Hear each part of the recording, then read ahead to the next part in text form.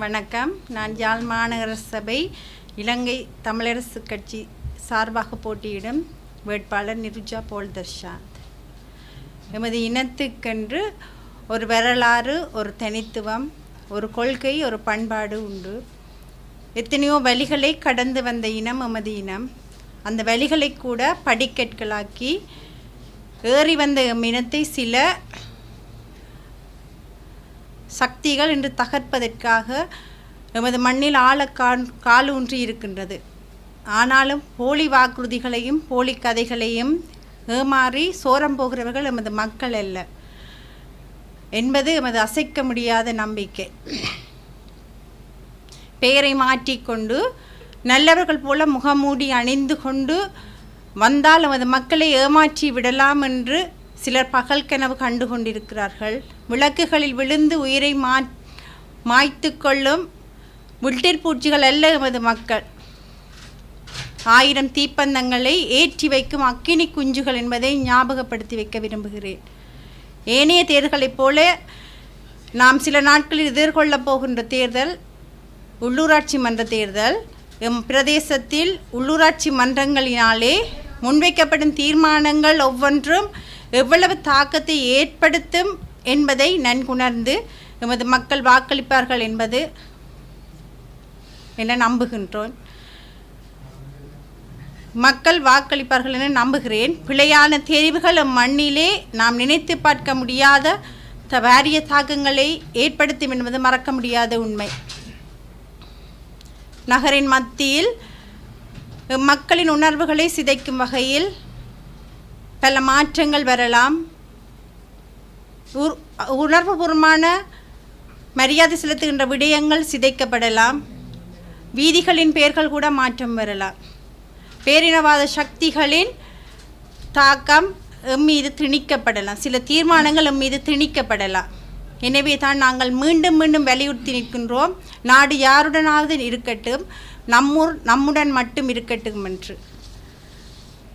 மக்களுக்கும் இனத்திற்கும் யார் யார் என்ன செய்தார்கள் என்பதும், யார் யார் எமது இனத்தை அழிக்க துணிந்தார்கள் என்றும், எமக்கு எதிராக எழுதப்பட்ட ஒப்பந்தங்களை உருவாக்கி எமலை இரண்டாந்தர பிரஜைகளாக்கி ஆக்கினார்கள் என்பதையும் நன்கறிந்த நம் மூத்தோர்கள் இளைய தலைமுறைக்கு இது தொடர்பான அறிவுறுத்த வேண்டிய தேவை உண்டு. போலி வாக்குறுதிகளையும் போலி கதைகளையும் நம்பி ஏமாந்து விடாது தடம் மாறாத ஒரே கொள்கையுடன் பயணிக்க வேண்டியது காலத்தின் தேவை. தவறி நம் இனத்தின் இருப்பு என்பது நிச்சயம் கேள்விக்குறியானதொன்றாகும். எனவே அன்பார்ந்த வாக்காளர் பெருமக்களே, இதனை நன்குணர்ந்து உங்கள் வாக்குகளை வீட்டு சின்னத்தில் போட்டியிடும் இலங்கை தமிழரசு கட்சிக்கு வாக்களித்து எமது கரங்களை பலப்படுத்துங்கள். மக்களின் உணர்வுகளுக்கு நாங்கள் கட்சி என்றுமே மதிப்பளிக்கும். தமிழ் தேசிய கட்சிகளிலே தமிழரசு கட்சி மட்டுமே உங்கள் தெரிவாக இருக்க வேண்டும். ஏனென்றால் ஏனைய தமிழ் தேசிய கட்சிகளின் கூட்டினையும் அவர்களின் உள்ளூராட்சி மன்றங்களினூடாக செய்யப்போவதாக அவர்கள் கூறும் விடயங்களையும் குறித்து சிந்தித்து பார்த்தாலே போதும் ஏன் நமது தமிழரசு கட்சிக்கு நீங்கள் வாக்களிக்க வேண்டும் என்பது. யாருமே தாங்கள் ஆட்சி அமைத்தால் என்ன செய்வோம் என்பதை பற்றியும், தாங்கள் கடந்த காலங்களில் ஆற்றிய பணி என்ன என்பதை பற்றியும் கூறாது மற்றவர்கள் விமர்சனம் செய்வதிலேயே குறிக்கோளாக இருக்கின்றார்கள். இவ்வாறானவர்கள் ஆட்சி அமைத்தால் எங்கள் மக்களுக்கு என்ன பயன் கிடைக்கும் என்பதை மக்களாகிய நீங்கள் சிந்தித்து பார்க்க வேண்டும். மேலும் யாழ் மாநகர சபையை பொறுத்தவரை இலங்கை தமிழரசு கட்சி ஆட்சியமைத்து செயற்படுத்தவிருக்கும் திட்டங்கள் தொடர்பாக பூரணமான தெளிவான திட்ட வரைவு எம்மிடம் உண்டு. இவற்றை விடுத்து தெளிவான திட்டங்களோ எதுவுமே இன்றி எம்மை அடிமைப்படுத்த நினைப்பவர்களிடம் ஆட்சியை ஒப்படைத்தால் போலி வாக்குறுதிகளையும் ஒருபோதும் நம்பி சோரம் போக மாட்டார்கள் என்பது எம்முடைய நம்பிக்கை. இன்று தம்மை நல்லவர்கள் போல காட்டிக்கொண்டு வந்தவர்களுடைய போலி முகமூடிகள் படிப்படியாக வருகின்றது. எதிர்த்து கேள்வி கேட்பவர்களை தாக்கும் அளவுக்கே துணிந்து விட்டார்கள். வடக்கிலே 5940 ஏக்கர் காணிகள் கபளீகரம் செய்வதற்கு தயாராக வருகின்றனர். உள்ளூராட்சி தேர்தல் முடிவடைந்த பின்னர் அவர்களின் உண்மை முகாம் முழுமையாக புலப்பட ஆரம்பிக்கும். எனவே யாழ் மாநகர சபையின் அனைத்து வட்டாரங்களிலும் இலங்கை தமிழரசு கட்சியை வெல்ல வைக்க வேண்டியது மக்களாகிய உங்களுடைய கடமை. மக்கள் எம்மோடு என்பதனை இந்த உலகிற்கு நாங்கள் காண்பிப்பதற்கு உங்களின் வாக்குகளை வீட்டு சின்னத்திற்கு இட்டு கரங்களை பலப்படுத்துங்கள். நன்றி.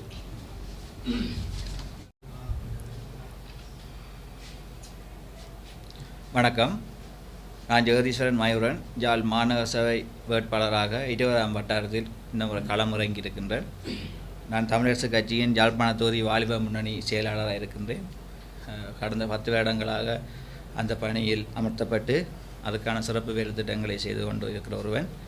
அந்த வகையில் நான் இந்த மாநகர சபை ஏன் தாண்டி சில விடயங்கள் கலைக்க வேண்டி இருக்கின்றது. தமிழரசு கட்சி அது 75 ஆண்டுகால பழமை வாய்ந்த ஒரு கட்சி. அந்த கட்சி தற்பொழுது சரியான செயற்பாட்டிலே செயற்பட்டு கொண்டு இருக்கிறது என்பதை எமது மக்களுக்கு நாங்கள் தெளிவுபடுத்த வேண்டிய ஒரு கட்டாயத்தில் நாங்கள் இருக்கின்றோம்.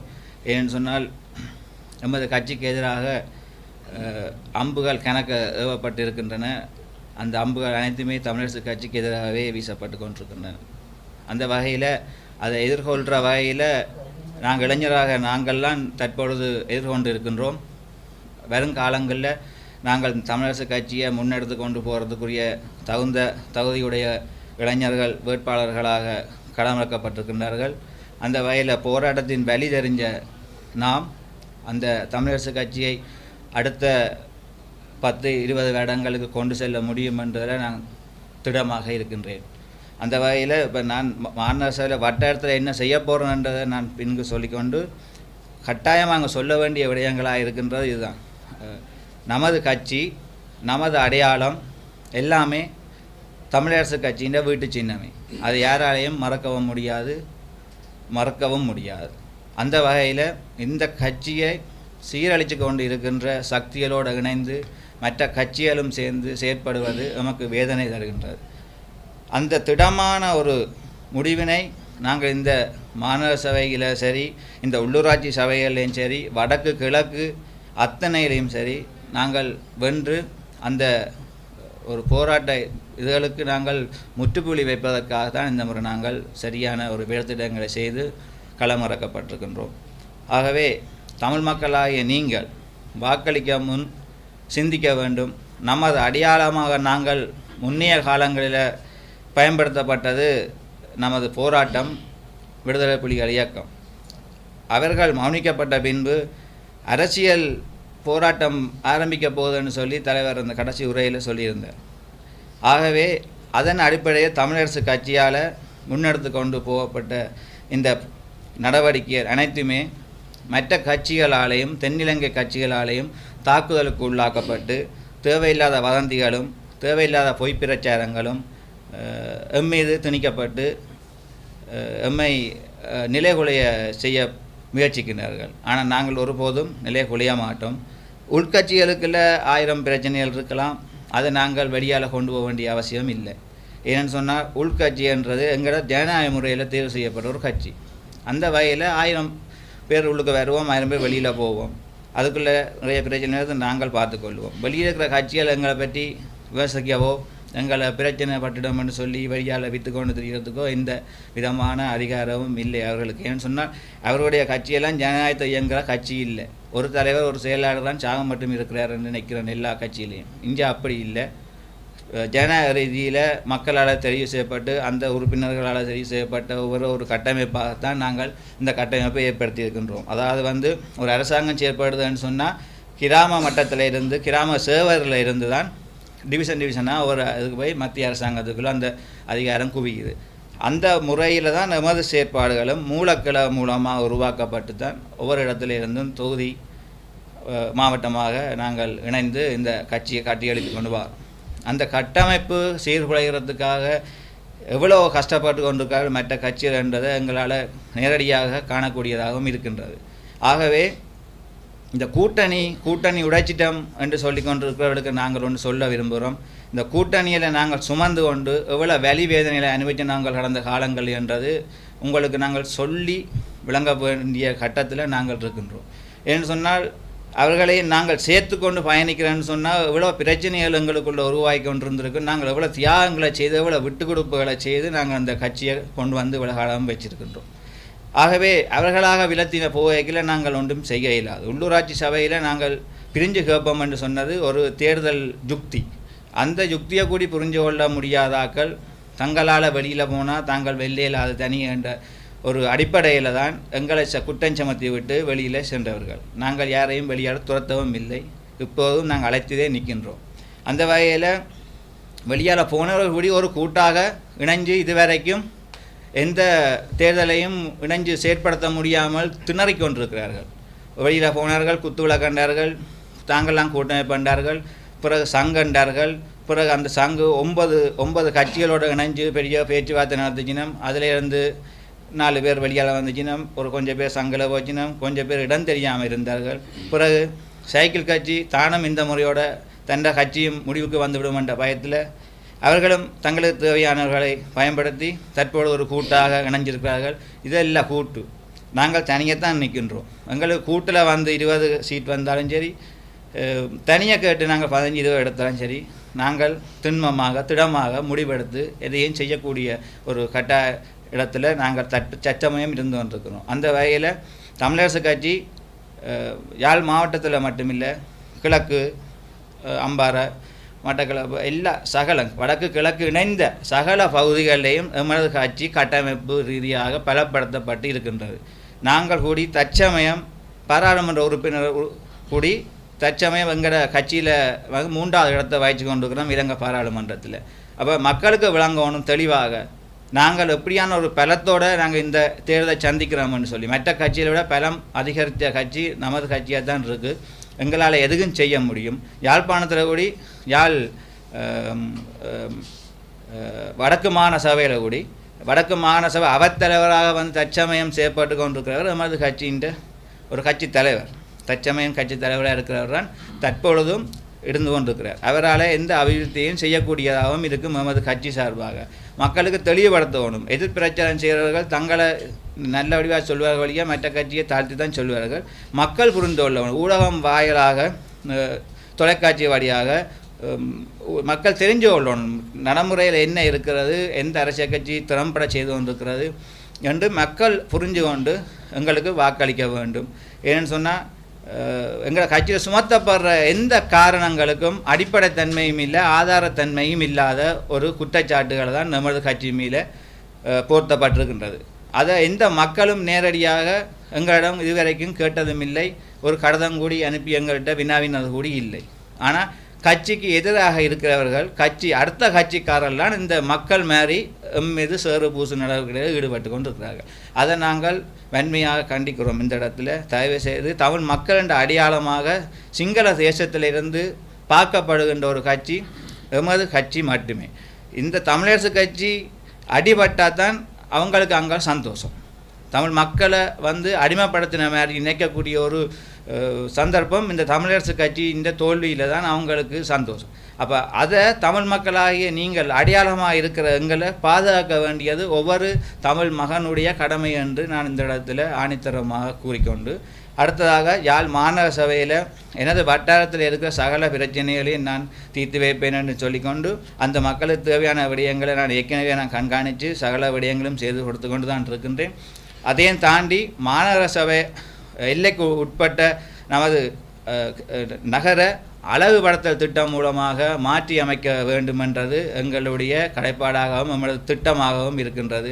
அந்த வகையில் நாங்கள் செய்ய வேண்டிய திட்டங்கள், எங்களது பஸ் தரிப்பு நிலையங்கள் விஸ்தரணம் செய்யப்பட்டு அங்கே மலசலகூட வசதிகள், குளிக்கிறதுக்குரிய வசதிகள், அதுகள் மற்றபடி அதை சூழ உள்ள இடங்கள் துப்புரவானதும் சுகாதாரமாக இருக்கக்கூடிய வகையிலையும் அந்த நகரை சுற்றி சகல விதமான இடங்களும் கேமரா மூலம் கண்காணிக்கப்பட்டு சகல விடயங்களை நாங்கள் உள்வாங்கி எமது மாநகர சபை ஒரு வரலாற்றிலேயே இல்லாத அளவுக்கு கொண்டு வந்து அந்த மாநகர சபையை கட்டமைப்பிக்க முடியும் என்று திடமான நம்பிக்கை என்னிடம் இருக்கின்றது. ஏன்னு சொன்னால் கடந்த மாநகர சபை ஆட்சியில் கூடி நான் அந்த மாநகர சபையில் ஒரு உறுப்பினராக இல்லாமல் கூடி நான் அங்கே பணியாற்றி கொண்டு வந்து நான் இந்த கட்சி சார்பாக அந்த வகையில் அங்கே இருக்கிற சகல பிரச்சனைகளையும் என்னால் உள்வாங்கப்பட்டு சில விடயங்கள் தீர்த்து வைக்கப்பட்டும் சில விடயம் தீர்த்து வைக்கப்படாமலும் மக்களுடைய குறைகள் எங்களுக்குள்ளேயே கேள்விக்கரைகளாகவும் எங்களுக்குள்ளே இருந்து கொண்டிருக்கிற வகையால் அந்த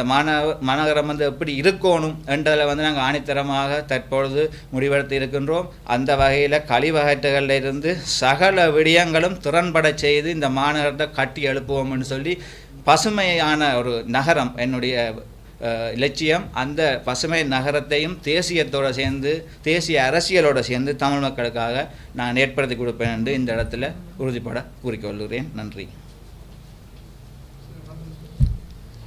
முகமது நிஃபாஹிர்.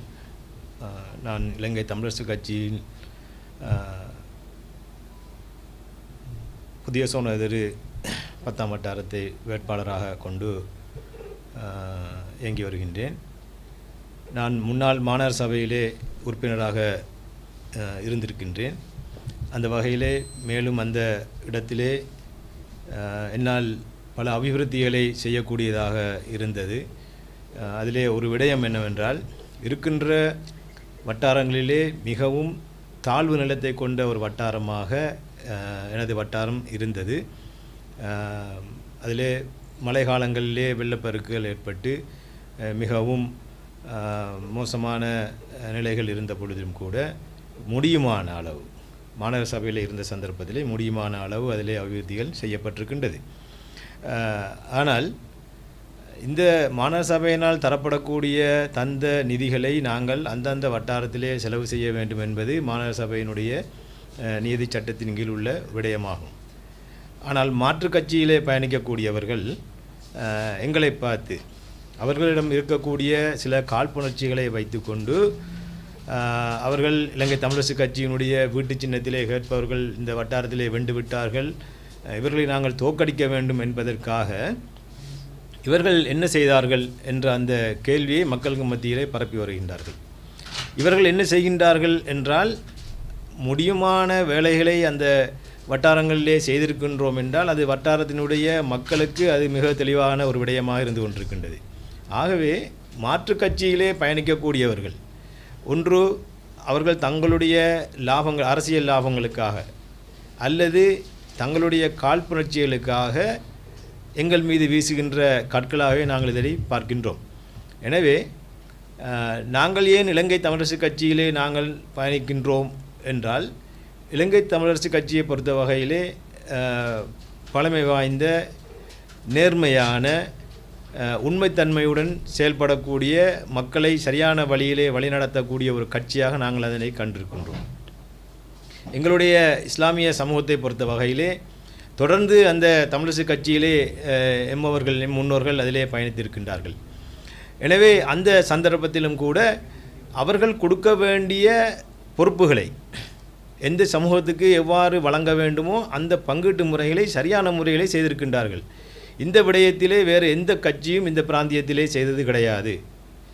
ஆகவே அவர்களுடைய அரசியல் யாப்பில் கூட இஸ்லாமியர்களுக்கு நாங்கள் இந்த பங்கீட்டை நாங்கள் வழங்க வேண்டும் என்ற அந்த அரசியல் யாப்பிலே கூட அவர்கள் தங்களுடைய கட்சி அரசியல் யாப்பிலே கூட அவர்கள் அதனை விவரித்திருக்கின்றார்கள். ஆகவே உண்மையாக சொல்ல வேண்டும் என்றிருந்தால், அவர்கள் கடந்த காலங்களிலே எங்களுக்கான ஒரு பாராளுமன்ற உறுப்பினரை தந்திருந்தார்கள். அதேபோன்று மாகாண சபை வருகின்ற சந்தர்ப்பத்திலே மாகாண சபையை தந்திருந்தார்கள். அதேபோன்று மாநகர சபையினுடைய வேலை திட்டங்கள் மாநகர சபையினுடைய காலங்களிலே மாநகர சபைக்கான உறுப்பினர்களை தந்து நான் அந்த இடத்திலே மாநகர சபை உறுப்பினராக இருந்திருக்கின்றேன். இப்பொழுதும் கூட எங்களுக்கான 2 வட்டாரங்களிலே 2 வேட்பாளர்களையும் 2 பட்டியல் வேட்பாளர்களையும் தந்திருக்கின்றார்கள். நாங்கள் ஏன் எங்களுடைய விடயங்களை எங்களுடைய பிரச்சனைகளை நாங்கள் சொல்ல வேண்டும் என்றிருந்தால், அதனை நாங்கள் ஒரு பிராந்தியத்தில் இருக்கக்கூடிய ஒரு அமைதியான சூழலை அறிந்து மக்களுக்கு நல்ல தன்மையுடன் வேலை செய்யக்கூடிய அந்த அரசியல் கட்சியோடு பயணிப்பது தான் எங்களுக்கு சுவாத்தியமான ஒரு விடயமாக இருக்கும் என்ற அடிப்படையில் தான் நாங்கள் இலங்கை தமிழரசு கட்சியை தெரிவு செய்து அதிலே நாங்கள் பயணித்துக் கொண்டிருக்கின்றோம். எனவே இம்முறை இந்த நடக்கின்ற தேர்தலிலே நான் வினயமாக கேட்டுக்கொள்ளக்கூடிய விடயம், வெளியிலே இருந்து கொண்டு தென்னிலங்கையிலே இருந்து கொண்டு இங்கே வந்து ஆட்களை சேர்த்து வைத்து கொண்டு இந்த மக்களினுடைய உரிமைகள், அவருடைய அபிலாஷைகள், அவருடைய நிலைப்பாடுகளை பறிக்கக்கூடிய, இதிலே அவர்கள் வன்மம் செலுத்தக்கூடிய வகையிலே, உங்களுக்கு தெரியும் அண்மை காலங்களிலே நாங்கள் சொல்ல வேண்டிய தேவையில்லை, இதற்கு முன்பு இருந்த ஆட்சியாளர்கள் அதுக்கு முன்பு இருந்த ஆட்சியாளர்கள் என்ற அந்த அடிப்படையிலே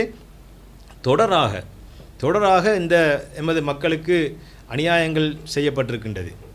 இந்த அநியாயத்தின் உச்சகட்டம் இப்பொழுது இருக்கின்ற காணிகளை விடுவிக்கின்றோம் என்ற மாயங்களை காட்டிக்கொண்டு, அல்லது பாதைகளில் இருக்கக்கூடிய தடைமுகாம்களை அகற்றிவிட்டோம் என்று கூறிக்கொண்டு இங்கே 5940 ஏக்கர் காணிகளை கபளீகரம் செய்திருக்கின்றார்கள். இது நடந்தது கடந்த 3ஆம் மாதம் 28ஆம் தேதி நடந்திருக்கின்றது. இந்த விடயம் வர்த்தமானியிலே இது பிரசுரிக்கப்பட்டிருக்கின்றது. ஆனால் இந்த இப்படியான விடயங்களை இங்கே சொல்லப்போனால் அத்துமீறி கட்டக்கூடிய, அதாவது உள்ளூராட்சி சபையினுடைய அதிகாரங்களை துஷ்பிரயோகம் செய்து கொண்டு அனுமதி பெறாமல் கட்டப்பட்ட எத்தனையோ கட்டடங்கள் இங்கே அமைக்கப்பட்டிருக்கின்றது. இவை அனைத்துமே உள்ளூராட்சி சபையினுடைய மதிப்பை இழக்கக்கூடிய வகையிலே இவைகள் நடந்திருக்கின்றது. யாழ் நகரப்பகுதியிலும் அதே செயல்பாடு இருக்கின்றது. அதே போன்று யாழ் நகரப்பகுதிக்கு அப்பாலும் இதே செயல்பாடுகள் நடந்து கொண்டிருக்கின்றது. நீங்கள் தமிழ் மக்கள், முஸ்லீம் மக்கள் மிகவும் தெளிவாக புரிந்து கொள்ள வேண்டிய ஒரு விடயம் என்னவென்றால், எந்த வகையிலும் எமது உரிமையை நாம் விட்டுக் கொடுக்கக்கூடாது என்ற அந்த விடயத்திலே நீங்கள் கண்ணும் கருத்துமாக இருக்க வேண்டும். எங்களுக்கான ஒரே ஒரு அரசியல் பலம் இலங்கை தமிழரசு கட்சிக்கு நீங்கள் வாக்களிப்பதன் மூலம் கிடைக்கக்கூடிய பலமே மட்டும்தான் இப்பொழுது இருந்து கொண்டிருக்கின்றது. இந்த பலத்தை நாங்கள் இழந்து விட்டோம் என்றால், உங்களுக்கு தெரியும் அண்மை காலத்திலே இலங்கையினுடைய ஜனாதிபதி அவர்கள் யாழ்ப்பாணத்துக்கு வந்த பொழுது இங்கே யாழ் நகரிலே வைத்து அவருடைய அந்த கூட்டத்திலே கூறியிருந்தார், இங்கே இருக்கக்கூடிய அரசியல் கட்சியெல்லாம் திருந்திவிட்டால் நாங்கள் சுமூகமாக பிரச்சனைகளை தீர்த்து விடலாம் என்று. நீங்கள் பிரச்சனைகளையே கொண்டு வந்து மக்கள் தலையிலே போட்டுவிட்டு இங்கே உள்ள அரசியல் கட்சிகள் மீது நீங்கள் பழி சுமத்தி விட்டு அவர்கள் திருந்திவிட்டால் நாங்கள் திருந்துவோம் என்று நீங்கள் பொய்யான வாக்குறுதிகளை கொடுத்து மக்களுடைய சொத்துக்களை நீங்கள் அபகரிக்கக்கூடிய நிலைமைகளை நீங்கள் உருவாக்கி இருக்கின்றீர்கள். தொல்பொருள் திணைக்களம் என்ற அந்த ஒரு திணைக்களத்தை நீங்கள் உருவாக்கி அதன் மூலமாக எத்தனையோ விடயங்களை இங்கு நீங்கள் தமிழ் மக்களுடைய அவர்களுடைய கலை சின்னங்களை நீங்கள் மறைத்திருக்கின்றீர்கள். இது கடந்த காலங்களில் நடந்த விடயங்கள். அதேபோன்று இப்பொழுது அவருடைய காணிகள் அபகரிக்கப்படுகின்றது, அவர்களுடைய உண்மையான உரிமைகள் பறிக்கப்படுகின்றது. இந்த வகையிலே இருக்கக்கூடிய 17 சபைகளையும் இலங்கை தமிழரசு கட்சியினுடைய கையிலே நீங்கள் ஒப்படையுங்கள். எமது உரிமை பாதுகாக்கப்படும், நிச்சயமாக இது பாதுகாக்கப்படும்.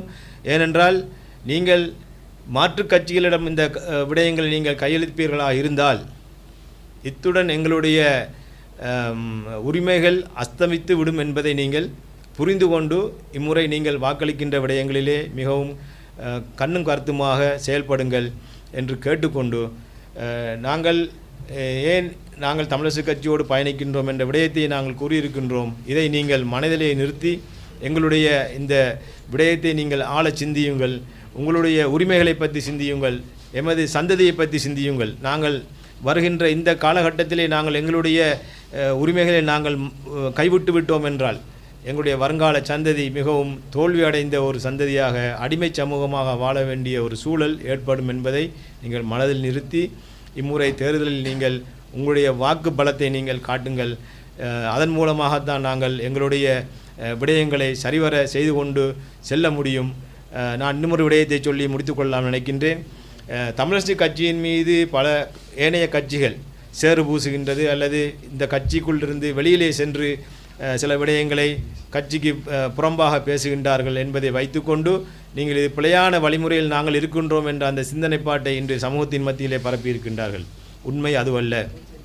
கட்சியினுடைய நிலைப்பாடு என்னவென்றால், கட்சியினுடைய யாப்பு என்ன சொல்லுகின்றதோ அதன் பிரகாரம்தான் அனைத்து விடயங்களும் நடைபெற்று கொண்டிருக்கின்றது. யாப்புக்கு புறம்பாக ஏதாவது விடயங்கள் நடந்திருந்தால் நீங்கள் நீதிமன்றங்களை நாடலாம். அதன் மூலமாக நீங்கள் சட்ட நடவடிக்கை எடுக்கலாம். ஆனால் எந்த ஒரு தனிநபர் தலைவராக இருக்கலாம் அல்லது செயலாளராக இருக்கலாம் அல்லது அதில் அங்கம் வகிக்கக்கூடிய எவராக இருந்தாலும் சரி, உறுப்பினராக இருந்தாலும் சரி, அவர்கள் பிழை செய்தால் யாப்பின் பிரகாரம் அவர்கள் வெளியிலே போடப்படுவார்கள், அவர்கள் வெளியேற்றப்படுவார்கள் என்பதும் உண்மையான விடயம். ஆகவே யாப்பு என்ன கூறுகின்றதோ, எங்களுடைய பொதுக்குழுக்களிலே எடுக்கப்படுற தீர்மானங்கள் என்ன சொல்லப்படுகின்றதோ அந்த அடிப்படையில் தான் கட்சியினுடைய வழிநடத்தல் இருந்து கொண்டிருக்கின்றது. மிகவும் துல்லியமான முறையிலே வழிநடத்தல் நடந்து கொண்டிருக்கின்றது. ஆனால் எங்கள் மீது காழ்ப்புணர்வு கொண்ட ஏனைய கட்சிகள் பல விடயங்களை வெளியிலிருந்து இவரை வெளியேற்றிவிட வேண்டும், அவரை வெளியேற்றிவிட வேண்டும் என்ற அந்த கருத்துக்களை கூறிக்கொண்டிருக்கின்றார்கள் என்றால் அவர்கள் முதல் தங்களுடைய கட்சிகளை பற்றி யோசிக்க வேண்டும். நாம் கட்சியிலே நீண்ட காலமாக தலைவர்களாக இருந்து கொண்டு இறக்கும் வரைக்கும் நான் தான் தலைவர் என்ற அந்த மாய சின்னத்தை வைத்துக்கொண்டு அவர்கள் செயல்படுகின்றார்கள் என்றால் இவர்களை நம்பி எந்த பிரயோசனமும் இல்லை என்பதை நீங்கள் புரிந்து கொள்ளுங்கள். இலங்கை தமிழரசு கட்சியை பொறுத்த வகையிலே யாப்பு என்ன கூறுகின்றதோ அதன் பிரகாரம்தான் கட்சி வழிநடத்தப்படுகின்றது என்பதை கூறி விடைபெறுகின்றேன். நன்றி. கூட கட்சியினுடைய மாநில சபையினுடைய முதன்மை வேட்பாளர் அல்லது முதல்வர் வேட்பாளர் என்று யாரையும் நாங்கள் அறிமுகப்படுத்தவில்லை. அதில் அறிமுகப்படுத்துவதன் மூலமாக தேவையற்ற விமர்சனங்களிலிருந்து நாங்கள் தவிர்த்திருக்க வேண்டும் என்ற அந்த அடிப்படையில் தான் நாங்கள் அதனை நாங்கள் செய்யவில்லை. தேர்தல் முடிந்ததன் பின்பு எங்களுடைய வெற்றியை உறுதிப்படுத்தியதன் பின்பு நாங்கள் மிக தெளிவான துல்லியமாக யாழ் நகரை கட்டியெழுப்பக்கூடிய நல்ல ஒரு சிறந்த ஒருவரை நாங்கள் நியமிப்போம் என்பதை கூற முடியும். எங்களால் தேர்தலில் பெரும்பான்மை ஆசனங்கள் கிடைக்காதவர்களில் கூட்டாட்சி அமைப்புகளாக இப்படித்தான் யாழ் மாநகர சபையை பொறுத்த வகையிலே கடந்த காலங்களில் உங்களுக்கு ஒரு அனுபவம் இருந்திருக்கும், அதே போல் எங்களுக்கும் ஒரு அனுபவம் இருக்கின்றது. கூட்டாட்சி என்ற வகையிலே மக்களுக்காக சேவை செய்ய செல்லுகின்ற எங்களுக்கு நாங்கள் மாநகர சபைக்கு சென்று விட்டால் அங்கே நாங்கள் பொருத்தமானவர்களோடு இணைந்து செயல்பட வேண்டிய கடமைப்பாடு ஒன்று இருக்கின்றது. என்றால் மக்கள் சேவை என்ற அடிப்படையிலே, கட்சி என்ற அடிப்படையிலே அவர்கள் இணக்கப்பாட்டுடன் வந்தால் நாங்கள் அவர்களுடன் இணைந்து செயல்படுவோம். ஆனால் அவ்வாறான நிலை இந்த முறை இருக்காது. இம்முறை என்ற நாங்கள் அதிகமான ஆசனங்களை பெறுவோம் என்ற திடமான நம்பிக்கை எங்களிடம் இருக்கின்றது. நாங்கள் பல வட்டாரங்களை வெல்லக்கூடிய வாய்ப்புகள் எங்களுக்கு அதிகமாக இருக்கின்றது. மக்கள் சில சமயங்களில் வேறொரு கட்சிக்கு ஆசனங்கள் கூடி இரண்டாம் நிலையை தாங்கள் பெறும் பட்சத்தில் அந்த கட்சி ஆட்சி அமைக்கிறதுக்கு ஆசனங்கள் உங்களோட ஆதரவு போனால் அது சாத்தியமாக கொடுப்பீர்கள்? இல்லை, நான் திடமாக கூறுகின்றேன் என்றால் நாங்கள் அதிகமான ஆசனங்களை எடுப்போம், மாநகர சபையை கைப்பற்றுவோம், நாங்கள் தான் ஆட்சி அமைப்போம் என்று கூறுகின்றேன். ஆனால் நீங்கள் கேட்ட கேள்விக்கு அந்த சந்தர்ப்பத்திலே எங்களால் எங்களுடைய கட்சி என்ன முடிவெடுக்கின்றதோ அல்லது அந்த நேரங்களிலே சரியான முடிவுகளை எடுக்க வேண்டிய சூழல் வந்தால் நாங்கள் அதனை செய்வோம். அதிகாரம் செலுத்தப்படக்கூடாதுன்னு சொல்லி ஒரு நிலைப்பாட்டில் தமிழ் தரப்பில் அத்தனை கட்சிகளும் இருக்கின்றன. அவ்வாறான பின்னணியில் சில சமயங்களில் யாழ் மாநகர சபையை இலக்காக கொண்டுதான் தென்னிலங்கை கட்சி கடுமையாக முயற்சி செய்கின்றது. சில சமயங்களில் அவர்கள் அதுக்கு உரிமை போட முற்பட்டால் நீங்கள் மற்ற கட்சிகளை ஏதாவது ஒரு கட்சிக்கு ஆதரவு கொடுத்து அந்த கட்சிக்கு இந்த ஆட்சி அமைப்பதற்கான சந்தர்ப்பத்தை வழங்குவீர்களா? தேசியம் என்ற ரீதியிலே நாங்கள் அதனை வழங்கக்கூடிய வாய்ப்புகள் இருக்கு. இலங்கை தமிழரசு கட்சியின் யாழ் மாநகர சபை வேட்பாளர்கள் யாழ் ஊடக மையத்தில் இன்றைய தினம் ஊடக சந்திப்பை நடத்தினர்.